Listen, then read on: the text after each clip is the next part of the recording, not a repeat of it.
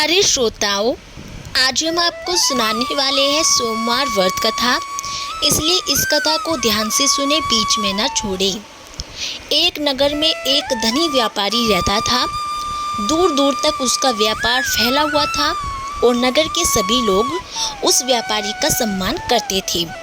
इतना सब कुछ संपन्न होने के बाद भी वह व्यापारी बड़ा ही दुखी था, क्योंकि उसका कोई पुत्र नहीं था, जिस कारण अपने मृत्यु के पश्चात व्यापार के उत्तराधिकारी की चिंता उसे हमेशा सताती रहती थी।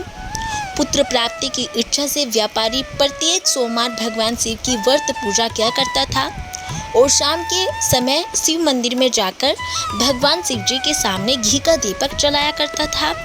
उसकी भक्ति देखकर माँ पार्वती प्रसन्न हो गई और भगवान शिव से उस व्यापारी की मनोकामना पूर्ण करने का निवेदन किया। भगवान शिव बोले कि इस संसार में सबको उसके कर्म के अनुसार फल की प्राप्ति होती है। जो प्राणी जैसा कर्म करते हैं उन्हें वैसा ही फल प्राप्त होता है। शिव जी द्वारा समझाने के बावजूद माँ पार्वती नहीं मानी और उस व्यापारी की मनोकामना पूर्ति हेतु वे शिव जी से बार बार अनुरोध करती रही। अंततः माता के आग्रह को देखकर भगवान भोलेनाथ को उस व्यापारी को पुत्र प्राप्ति का वरदान देना पड़ा।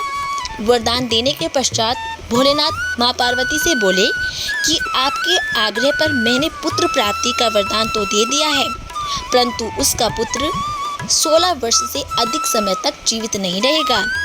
उसी रात भगवान शिव उस व्यापारी के स्वप्न में आए और उसे पुत्र प्राप्ति का वरदान दिया और उसके पुत्र के 16 वर्ष तक जीवित रहने को भी बात बताई। भगवान के वरदान से व्यापारी को खुशी तो हुई, लेकिन पुत्र की अल्पायु की चिंता ने उस खुशी को नष्ट कर दिया। व्यापारी पहले की तरह सोमवार के दिन भगवान शिव का विधिवत व्रत करता रहा और कुछ महीनों के बाद उसके घर एक अति सुंदर बालक ने जन्म लिया और घर में खुशियां ही खुशियां भर गई। बहुत धूमधाम से पुत्र जन्म का समारोह मनाया गया, परंतु व्यापारी को पुत्र जन्म की अधिक खुशी नहीं हुई, क्योंकि उसके पुत्र की अल्पायु के रहस्य का पता था। जब पुत्र 12 वर्ष का हुआ तो व्यापारी ने उसे उसके मामा के साथ पढ़ने के लिए वाराणसी भेज दिया। लड़का अपने मामा के साथ शिक्षा प्राप्ति हेतु चल दिया और रास्ते में जहाँ भी मामा भांजे विश्राम हेतु रुकते, वहीं यज्ञ करते और ब्राह्मणों को भोजन कराते। लंबी यात्रा के बाद मामा भांजे एक नगर में पहुँचे। उस दिन नगर के राजा की कन्या का विवाह था, जिस कारण पूरे नगर को सजाया गया था। निश्चित समय पर बारात आ गई, लेकिन वर का पिता अपने बेटे के एक आंख से काने होने के कारण बहुत ही चिंतित था। उसे भय था कि इस बात का पता चलने पर कहीं राजा विवाह से इनकार न कर दे, इससे उसकी बदनामी भी होगी। जब वर के पिता ने व्यापारी के पुत्र को देखा तो उसके मस्तिष्क में एक विचार आया।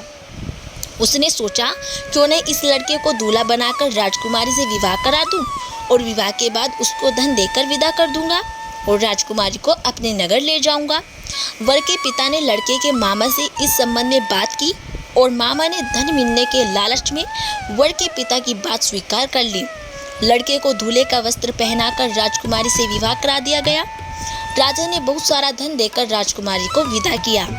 शादी के बाद लड़का जब राजकुमारी के साथ लौट रहा था तो वह सच नहीं छिपा सका और उसने राजकुमारी से की ओढ़ने पर लिख दिया, राजकुमारी तुम्हारा विवाह मेरे साथ हुआ है, मैं तो वाराणसी पढ़ने के लिए जा रहा हूँ। अब तुम्हें जिस नवयुवक की पत्नी बनना पड़ेगा वह काना है। जब राजकुमारी ने अपनी ओढ़नी पर लिखा हुआ पढ़ा तो उसने काने लड़के के साथ जाने से इनकार कर दिया और राजा को जब इस बात का पता लगा तो उसने राजकुमारी को महल में ही रख लिया। उधर लड़का अपने मामा के साथ वाराणसी पहुँच गया और गुरुकुल में पढ़ना शुरू कर दिया। उसकी आयु 16 वर्ष की हुई तो उसने यज्ञ किया।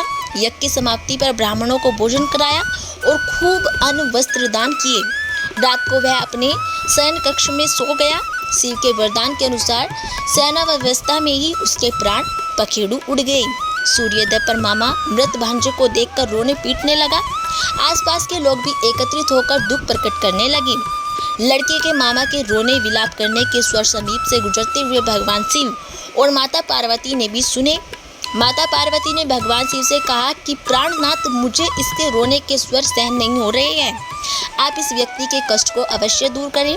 भगवान शिव ने माता पार्वती के साथ अदृश्य रूप में समीप जाकर देखा तो भोलेनाथ माता पार्वती से बोले कि यह तो उसी व्यापारी का पुत्र है जिसे मैंने 16 वर्ष की आयु का वरदान दिया था। इसकी आयु पूरी हो गई है। माँ पार्वती ने फिर भगवान शिव से निवेदन कर उस बालक को जीवन देने का आग्रह किया। माता पार्वती के आग्रह पर भगवान शिव ने उस लड़के को जीवित होने का वरदान दिया और कुछ ही पल में वह जीवित होकर उठ बैठा। शिक्षा समाप्त करके लड़का मामा के साथ अपने नगर की ओर चल दिया। दोनों चलते उसी नगर में पहुंचे जहां उसका विवाह हुआ था। उस नगर में भी यज्ञ का आयोजन किया गया। समीप से गुजरते हुए नगर के राजा ने यज्ञ का आयोजन देखा और उसने तुरंत ही लड़के और उसके मामा को पहचान लिया। यज्ञ समाप्त होने पर राजा मामा और लड़के को महल में ले गया और कुछ दिन उन्हें महल में रखकर बहुत सा धन, वस्त्र आदि देकर राजकुमारी के साथ विदा कर दिया। इधर भूखे प्यासे रहकर व्यापारी और उसकी पत्नी बेटे की प्रतीक्षा कर रही थी। उन्होंने प्रतिज्ञा कर रखी थी कि यदि उन्हें अपने बेटे की मृत्यु का समाचार मिला तो दोनों अपने प्राण त्याग देंगे। परंतु जैसे ही उसने अपने बेटे के जीवित वापस लौटने का समाचार सुना तो वह बहुत प्रसन्न हुआ और वह अपनी पत्नी और मित्रों के साथ नगर के द्वार पर पहुंचा। अपने बेटे के विवाह का समाचार सुनकर पुत्रवधू राजकुमारी को देखकर उसकी खुशी का ठिकाना नहीं रहा और उसी रात भगवान शिव ने व्यापारी के स्वप्न में आकर कहा कि हे श्रेष्ठी, मैंने तेरे सोमवार के व्रत करने और व्रत कथा सुनने से प्रसन्न होकर तेरे पुत्र को लंबी आयु प्रदान की है। और पुत्र की लंबी आयु जानकर व्यापारी बहुत प्रसन्न हुआ। शिव भक्त होने तथा सोमवार का व्रत करने से व्यापारी की सभी मनोकामनाएं पूर्ण हुई और इसी प्रकार जो भक्त सोमवार का विधिवत व्रत करते हैं और व्रत कथा सुनते हैं उनकी सभी इच्छाएं पूरी होती हैं। बोलो भगवान शिव की जय हो। तो दोस्तों, ये थी सोमवार व्रत कथा। यदि आपको हमारी कथा अच्छी लगी हो तो प्लीज़ हमारी वीडियो को लाइक करें और चैनल को सब्सक्राइब करना ना भूलें।